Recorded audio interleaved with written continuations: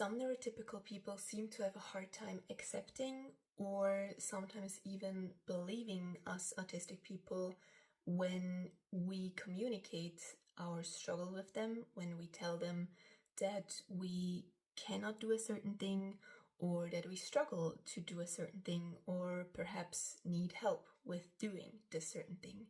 And today I want to talk about why I sometimes find it hard to understand this kind of reaction from certain neurotypical people. So hear me out on this.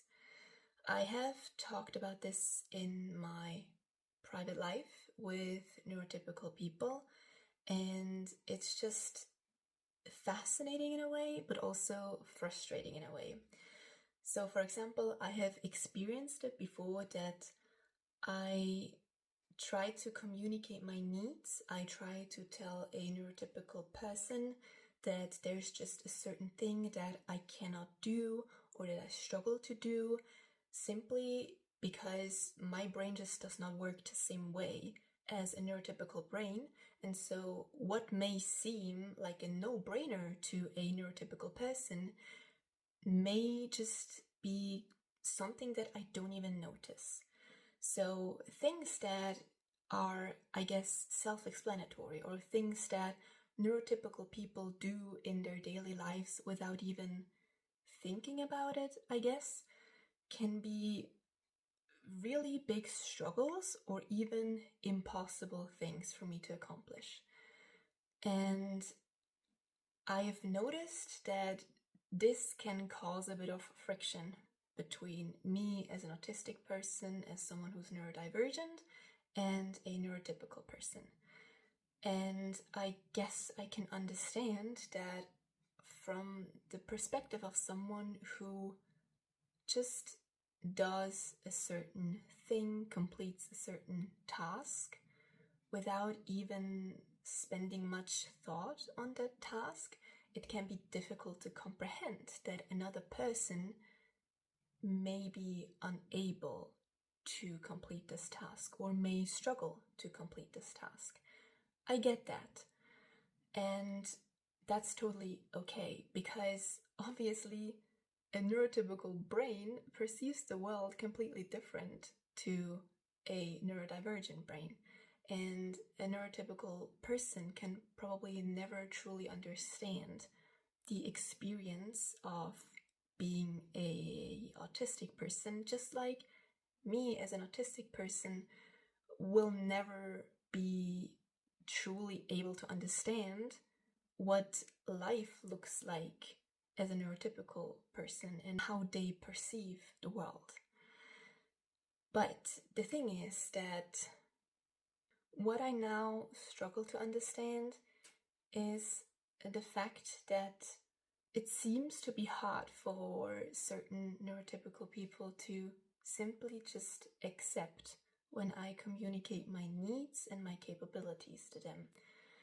And that is something that can really make me struggle, because what more can I do than communicate to a neurotypical person? What more can I do than basically communicate my needs to them, to tell them, hey, this is something that I cannot do, or hey, this is something that I really struggle with. This is something that I need support with. There's not really much more I can do, because I feel like a lot of neurotypical people want to understand why I may struggle with a certain task or why I cannot do a certain task. And I can understand that, because I guess as an autistic person, I also really like to understand all the whys and the hows of certain things and how things work. Like, I always want to know the background information, I guess, so I can understand that. But the problem is that oftentimes there just isn't a satisfying answer. Like, there is no logical explanation as to why I struggle with a certain task that is self-explanatory to a neurotypical person. The only explanation that I can give is that our brains are wired differently, that we do not perceive the world in the same way, and so something that may seem completely natural to a neurotypical person with a neurotypical brain may just not come naturally to a neurodivergent person.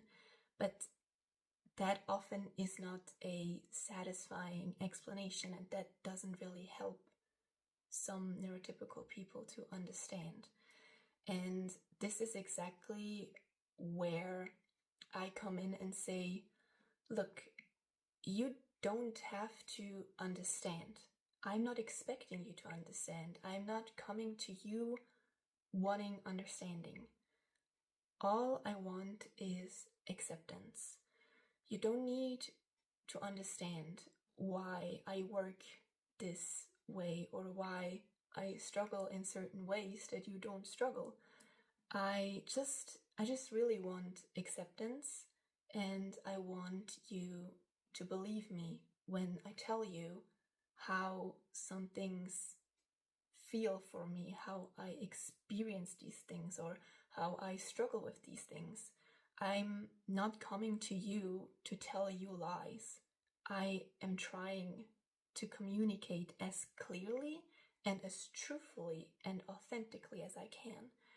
And all I'm really asking for is acceptance and belief. Because that's really all that I can give you, since oftentimes there just is no logical explanation that will help you understand. And for me, I guess the thing is, I struggle to understand why acceptance is so hard to give. Because there are also things that I cannot understand from my point of view. Like, as a neurodivergent person, as an autistic person, there are things that I cannot understand about neurotypical people, but I can understand that we don't have the same brains. Our brains are they just work differently, and that I can accept that there are differences. And even if I cannot understand these differences, I can accept that they are there.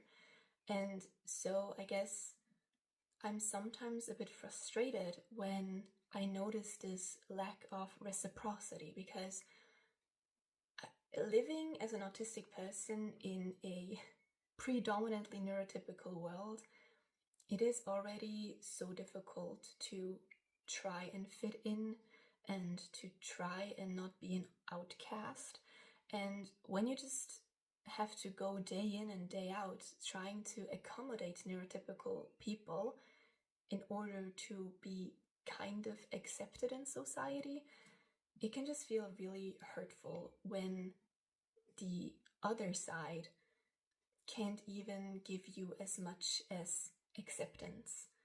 Because in the end, I think all we really want is just to be accepted for who we are and accepted for our differences. And when you don't even get that, and when you're made to feel like you are wrong, that the way you and your brain work is wrong, and that you're not doing enough, and that you're not doing good enough, it's just really hard, and it just makes building up a good self-esteem as an autistic person even harder, because I guess growing up in this society, in this world as an autistic person, it is already really difficult to have a high self-esteem.